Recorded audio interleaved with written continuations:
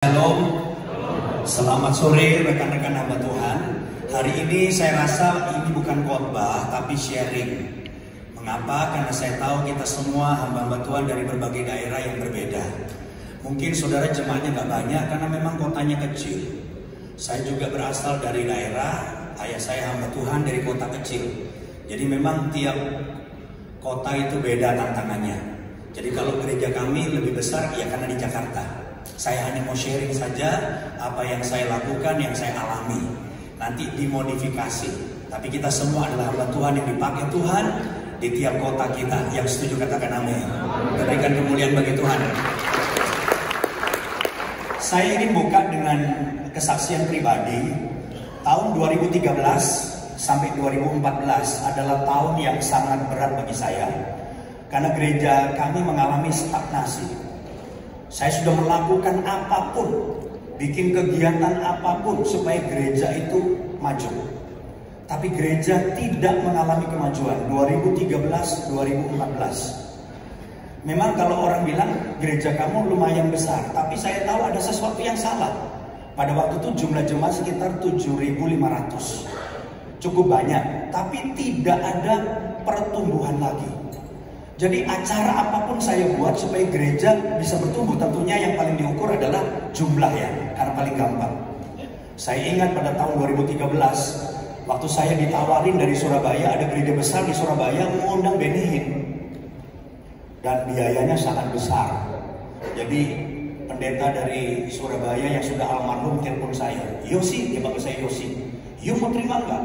Benny Hinn, pendeta dipakai Tuhan, 2 malam. Untuk khotbah di gereja kamu. Orang lagi stres gerejanya nggak maju ditawarin Benny Hinn. Wah pasti mau saudara. Wah ini mungkin jawaban doa.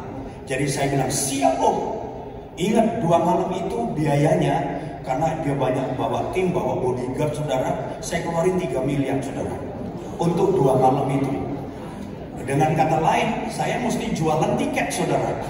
Itu KKR paling mahal yang pernah saya buat. Satu orang ada yang 5 juta saudara. Laku keras tahun 2013. Panitianya kerja keras luar biasa, tempatnya penuh. Tapi bubar KKR, saya kasih tahu tinggal capeknya sama ngitung biayanya, tapi nggak ada kemajuan sama sekali saudara. Yang salah bukan Benny Hinn, yang salah pastinya saya. Wah saya tambah stres lagi. Masuk 2014 nggak ada pertambahan. Saya bikin ini, bikin itu, bikin konsep, bikin KKR, nggak ada pertambahan. Satu hari di tahun 2014 saya ingat teman saya dari Surabaya telepon, Yosia, ada conference bagus, kamu mesti ikut. Pendeta di Indonesia banyak ikut katanya. Wah saya tanya konferensi di mana? Dia bilang di Manila, di Filipina. Langsung lemes saya saudara. Hah di Filipina? Mana ada konferensi bagus? Kalau di Amerika saya tahu kayak Bill Hybel bikin konferensi bagus, Andy Stanley, banyak pendeta-pendeta hebat. Atau Australia ada apa? Hillsong. Sudah ke Filipina saudara ada konferensi bagus. Saya bilang sorry saya nggak ikut. Gua lagi stres mikir gimana gereja maju. Saya bilang gitu. Tapi dia telepon terus. Singkat cerita karena saya sungkan saudara-saudara, akhirnya saya bilang yaudah deh, saya menjadi peserta terakhir yang daftar untuk berangkat ke Filipina, Manila. Tapi saya tahu ada maksud ilahi Tuhan pakai teman saya ini saudara. Saudara sampai di sana, konferensinya biasa saja. Saya tanya sama yang lain biasa saja. Tapi karena itu jawaban doa saya, bagi saya luar biasa konferensi itu. Jadi dalam konferensi itu saudara, gereja yang mengadakan cuma menekankan 2 hal. Jadi kalau kita masuk ke lobbynya cuma ada 2 yang dilakukan. Honor God, making disciple. Masuk ke dalam ruangan gerejanya ada LED di situ, ada tulisan Honor God, making disciple. Di tiap sudut kelas Honor God, making disciple. Waktu saya ke toilet, maaf kalau cowok kalau toilet kan ada tembok kan. Lalu kita kencing saudara. Sambil kencing saya lihat di temboknya, gila tulisannya Honor God, making disciple. Sampai kencing aja suruh baca saudara. Lalu dalam konferensi itu cuma ditekankan jangan bikin banyak hal. Less is more. Makin dikit yang lu kerjain, makin more hasilnya. Wah saya mikir saya banyak program ini. Dia cuma melakukan dua hal. Cuma satu sebetulnya. Amerika itu kan menghormati Tuhan, betul gak? Making disciple. Jadi saya tanya, lu tiap hari apa Senin? Making disciple. Lewat apa? Sel.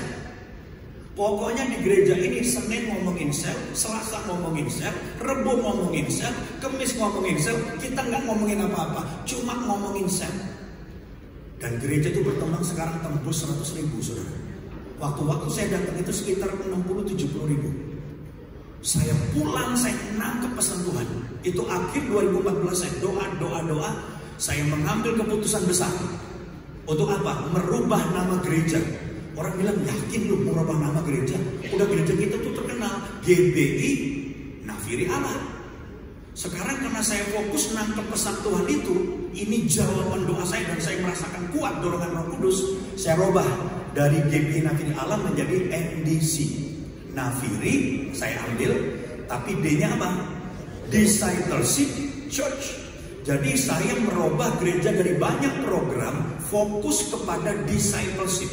Hanya pemuridan lewat sel. Dan itu yang saya lakukan. Dan 2015 awal saya umumkan, saudara-saudara, mulai tahun ini 2015 gereja kita GBI Nafiri Allah berubah menjadi NDC, Nafiri Discipleship Church. Waktu saya umumkan jumlah jemaat 7.500 tahun 2015. Masuk tahun 2020 sebelum COVID, terjadi lompatan yang luar biasa. Dan saya percaya karena gereja fokus kepada discipleship dan fokus kepada gereja sel, fokus kepada sel group atau kelompok sel. Dari 7.500 tahun 2020, jemaat NDC menjadi 24.000, saudara-saudara. Terjadi lompatan yang luar biasa. Nah, karena ini acara rohani, saya bisa langsung poin-poin, tapi rasanya kurang enak. Kita baca ayat dulu, saudara. Nanti langsung kita akan langsung poin-poinnya. Kisah Rasul pasal 2 ayat 41 sampai 42. Ya, lalu nanti sambung 46 sampai 47. Orang-orang yang menerima perkataannya itu memberi diri dibaptis, dan pada hari itu jumlah mereka bertambah kira-kira 3.000 jiwa. Ada jiwa-jiwa baru luar biasa. Ayat 42, apa yang mereka lakukan? Mereka bertekun dalam pengajaran rasul-rasul dan dalam apa? Bukan kayak zaman sekarang orang baru ditunggu minggu demi minggu. Tapi ini enggak, mereka bertekun dalam pengajaran. Jadi mendalam dan dalam persekutuan. Dan mereka selalu berkumpul untuk memecahkan roti dan berdoa. Jadi ada pengajaran, ada persekutuan. Lanjut ayat 46 dan 47. Dengan bertekun dan dengan sehati mereka berkumpul tiap-tiap hari dalam ada pertemuan di bait Allah. Mereka sehati, ini bisa khotbah sendiri. Penting sel, tapi penting juga sehati, penting juga bertekun dalam pengajaran. Ini banyak poinnya. Mereka memecahkan roti di mana, saudara? Di rumah masing-masing secara bergilir dan makan bersama-sama dengan gembira dan dengan tulus. Nah, dasarnya kelompok sel atau sel group itu adalah apa? Pertemuan-pertemuan di mana kita belajar firman Tuhan, memuji menyembah Tuhan, itu bukan hanya dilakukan di gereja, amin saudara, tapi dilakukan di mana? Di rumah-rumah. Jadi kalau kita melakukan sel group dan sebagainya, memuji menyembah Tuhan, ini sejak gereja mula-mula sudah dilakukan. Dan ini yang terjadi ayat 7, sambil memuji Allah. Dan mereka disukai semua orang, tentunya karena hidup yang diubahkan, ya. Dan tiap-tiap hari Tuhan menambah jumlah mereka dengan orang-orang yang diselamatkan. Jadi kita melihat pola gereja mula-mula ini, bagaimana mereka bertekun, mereka sehati, mereka belajar firman Tuhan di gereja dan di mana tadi? Rumah-rumah, hidup mereka berubah, disukai semua orang, dan jumlahnya apa tadi? Tambah banyak. Saya percaya Tuhan menghendaki gereja saya dan gereja saudara tambah banyak. Amin. Haleluya. Amin, saudara-saudara. Nah, hari ini saudara-saudara, kenapa sel group ini saya katakan? Karena saya bisa banyak bicara hal yang lain. Saya berdoa untuk hal ini. Apa saya bicara leadership? Karena leadership juga menumbuhkan gereja. Amin, saudara.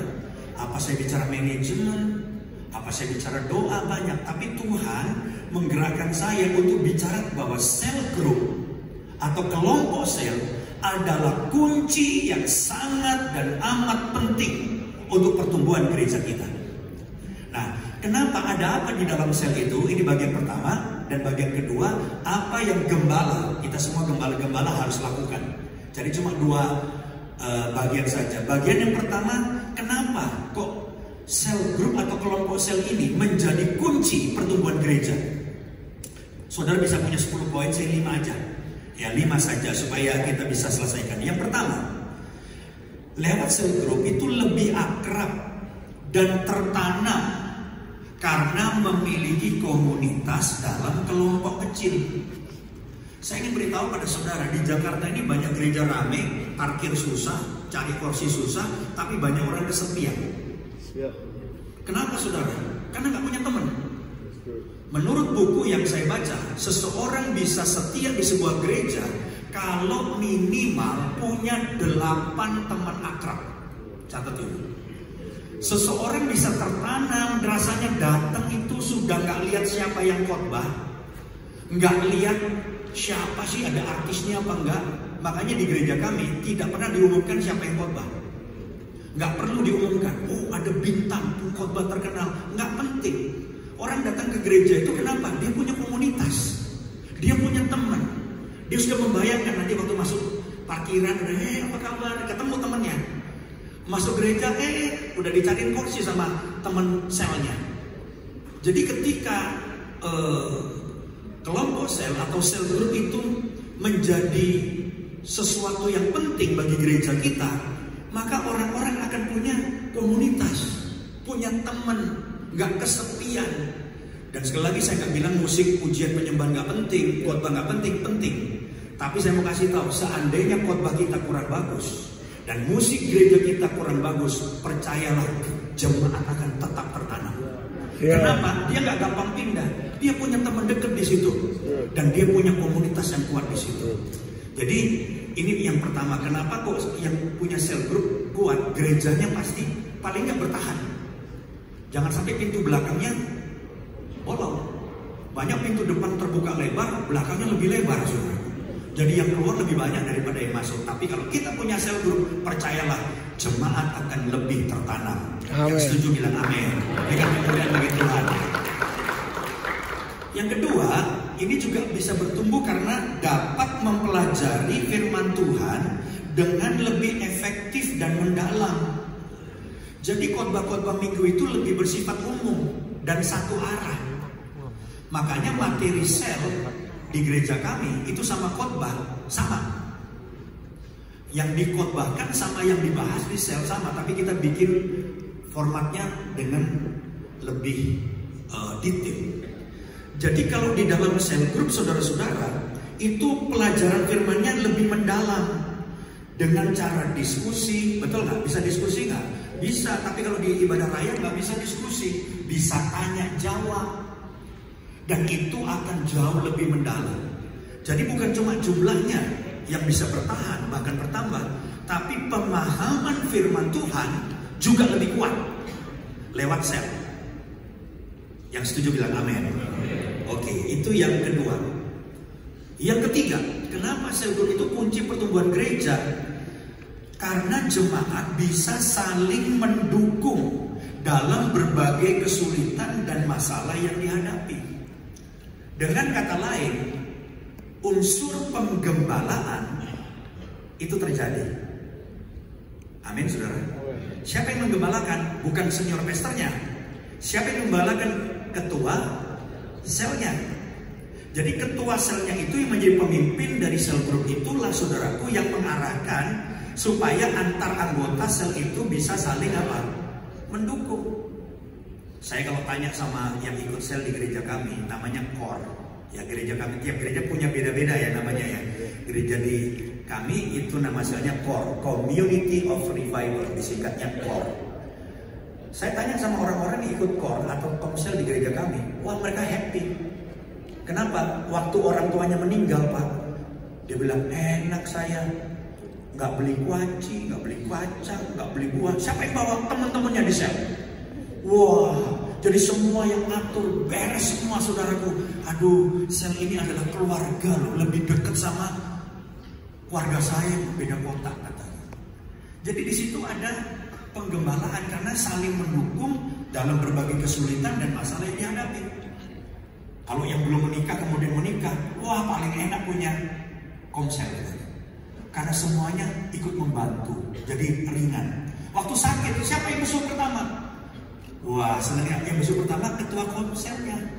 Lalu ngajak teman-temannya, pokoknya dengan kata lain, orang ikut sel itu bersyukur. Karena dia bisa digembalakan, saling mendukung dalam berbagai kesulitan. Makanya kalau selnya betul-betul kuat, susah pindah deh. Dan akan digembalakan. Kalau jumlah jemaat masih 100, 200 gampang. Kalau udah 1000, nggak ada sel, wah rusak saudara. 2000, 3000. Itu sebabnya saya ingin katakan, ini sel kunci pertumbuhan gereja. Karena jemaat yang ada udah tertanam, punya komunitas, dan digembalakan dengan baik. Setuju saudara?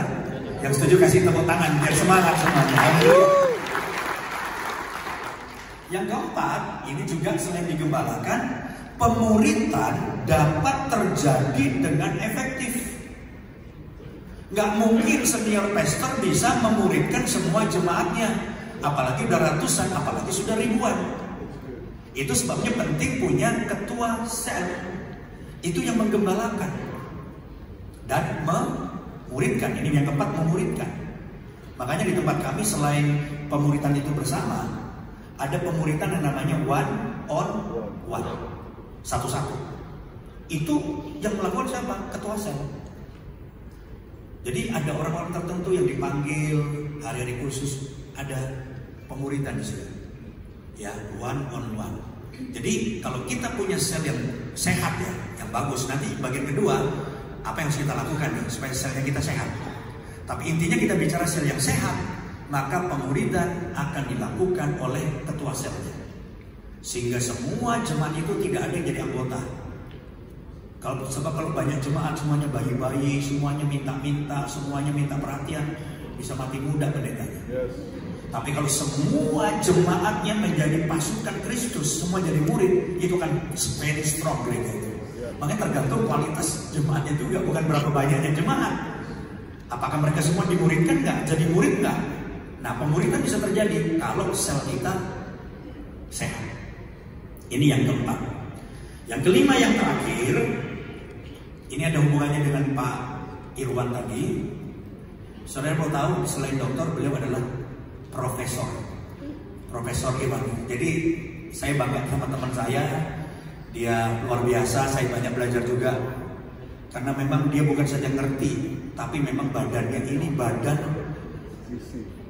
misi. Makan ular nggak masalah, makan mentah nggak masalah. Saya tidur di perahu muntah-muntah, dia tidur nyenyak di perahu bisa mimpi. Ya, tepuk tangan buat Pak Irwan. Jadi ini ada hubungannya. Kalau sel kita sehat, itu penuaian jiwa-jiwa baru terjadi dalam sel grup. Karena sebetulnya yang paling efektif untuk menuai jiwa-jiwa itu lewat ibadah raya itu lebih sulit. Bayangkan kalau tiap sel itu menuai. Caranya gampang, ajak temennya, nyanyi-nyanyi, ada ngobrol-ngobrol, kesaksian, itu paling gampang. Dan saya lihat sel grup yang membawa pertobatan jiwa baru biasanya sebetulnya semangat. Karena jiwa baru itu darah segar. Setiap sel yang udah setahun nggak ada jiwa baru, 2 tahun nggak ada jiwa baru, potensi masalah. Tapi kalau dia bawa jiwa baru, maka ada kebangunan rohani di situ. Karena sekali lagi jiwa baru adalah darah segar dalam sel itu. Jadi ini menjadi kunci dari pertumbuhan gereja karena lewat sel itu. Di dalam gereja saya juga banyak jiwa baru yang datang lewat diajak temannya masuk sel dulu. Jadi ini 5 hal kenapa kok kalau kita punya sel grup pasti gereja kita akan bertumbuh. Yang nangkap setuju lagi kasih tepuk tangan kemudian bagi Tuhan. Waktu saya sisa berapa Pak? 15 menit. Oke, pas Pak ya. Jadi separuh lagi nih. Ini yang bagian kedua adalah apa yang harus dilakukan oleh gembala. Karena kita semua gembala. Coba saya ingin lihat, apakah betul semua gembala di sini? Yang gembala angkat tangan. Oh ya, semua gembala atau istrinya gembala lah pasti. Nah, yang harus dilakukan gembala itu banyak. Cuman setelah saya mikir-mikir, saya sampaikan 4 aja yang penting, 4 hal yang penting.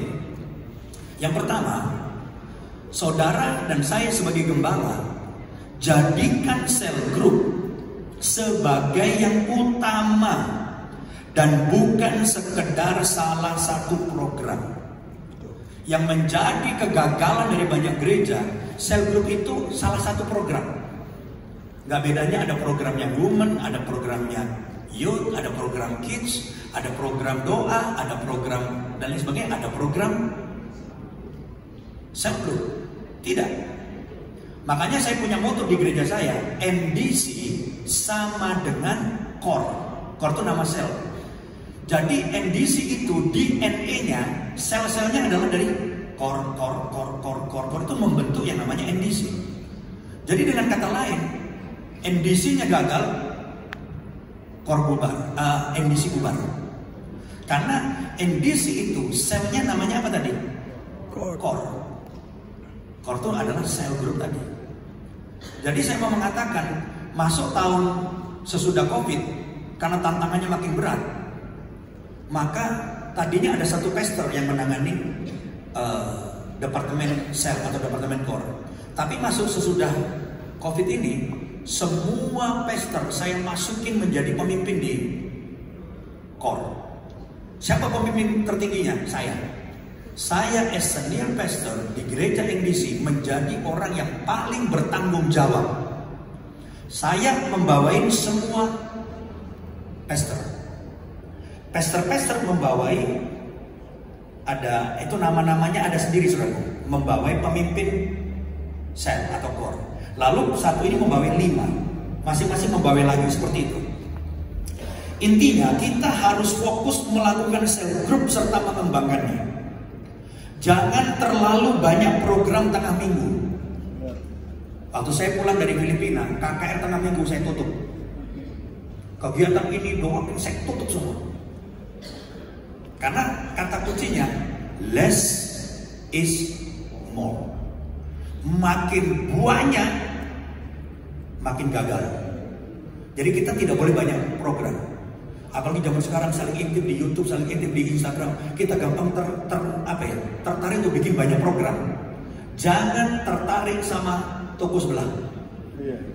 Dan cek-cek toko sebelah boleh, tapi saudara harus tahu bahwa yang paling penting yang harus Anda jalankan adalah sel.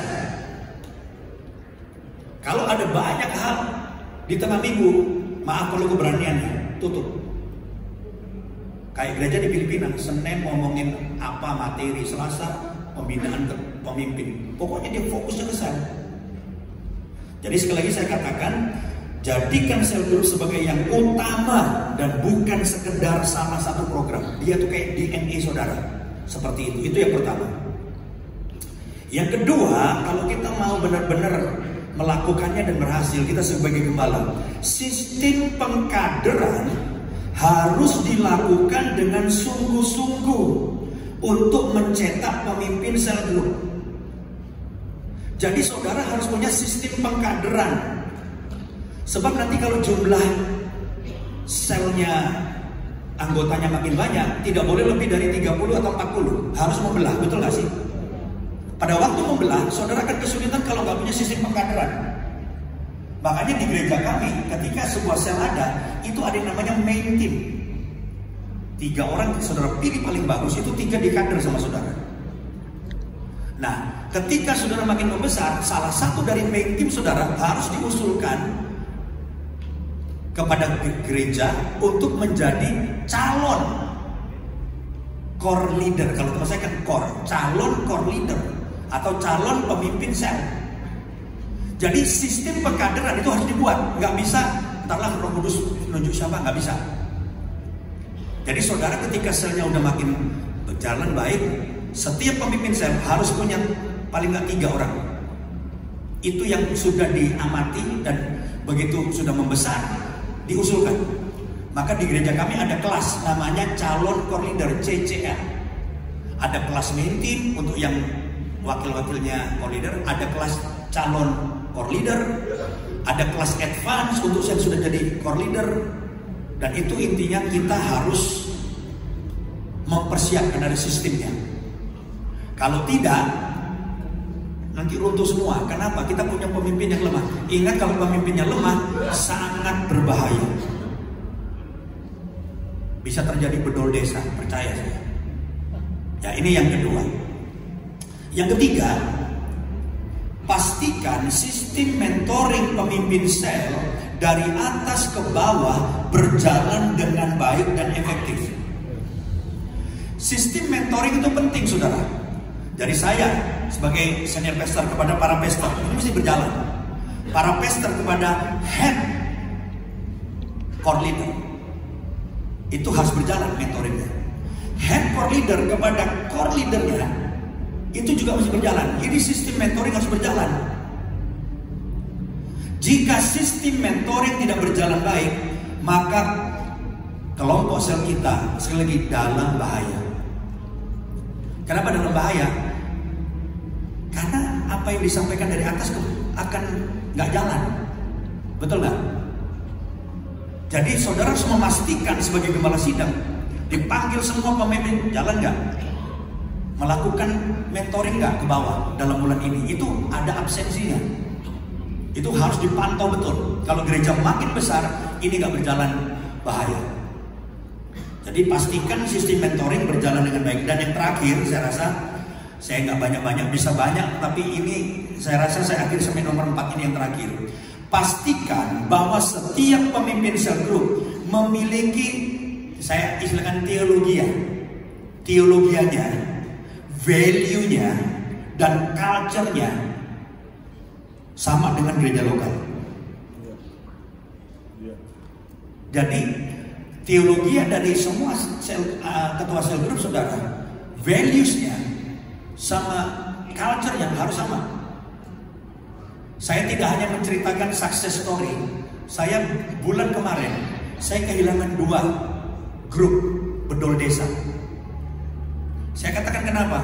Karena kita lalai. Karena jumlahnya udah ratusan di bawah. Kita tidak memonitor dengan baik. Akhirnya di ketua selnya yang paling bawah di ujung itu nggak dimentor dengan baik. Sering bikin pendalaman Alkitab, Bible study sama gereja GBI yang lain juga. Ya nggak apa sih, nggak saja. Artinya apa? Dia akhirnya punya pemahaman teologi yang beda sama saya. Dia punya values yang berbeda, culture-nya beda. Values itu kan dibentuk dari kebiasaan. Saya menciptakan banyak kebiasaan menjadi values. Values kemudian menjadi apa? Culture, budaya. Jadi saya juga menceritakan berbahayanya sebuah gereja sel yang tidak kuat di dalam sistem mentoring dan memastikan bahwa teologianya dari atas sampai bawah harus sama. Tentang Roh Kudus, tentang keselamatan, tentang itu harus sama. Dan itu harus betul-betul berjalan sistem mentoringnya. Jadi yang nomor 4 ini saya mau katakan, pastikan bahwa sampai yang paling bawah, di tengah, di atas, semuanya sama dengan saudara sebagai gembala. Dasar teologianya, values-nya, culture-nya. Kalau sampai nggak sama, saya sudah ngalamin 2 kelompok sel kami bedol desa. Dia nggak mungkin pergi sendirian, perginya pasti rame-rame. Dan ini yang bahaya. Jadi saya udah kehilangan sekitar 60 orang. Nggak apa-apa, kita fur dulu. Kita perkuat supaya kita nanti dapat jiwa-jiwa baru. Nggak apa-apa, dia digembalakan juga kok, nggak apa-apa. Kita cari jiwa-jiwa baru. Ya, saya rasa saya tutup sampai di sini. Mudah-mudahan cukup bermanfaat. Sekali lagi saya nggak merasa lebih baik dari saudara. Kita beda kota, beda tantangannya. Kita sama-sama belajar. Dan biar Tuhan yang dipermuliakan. Amin.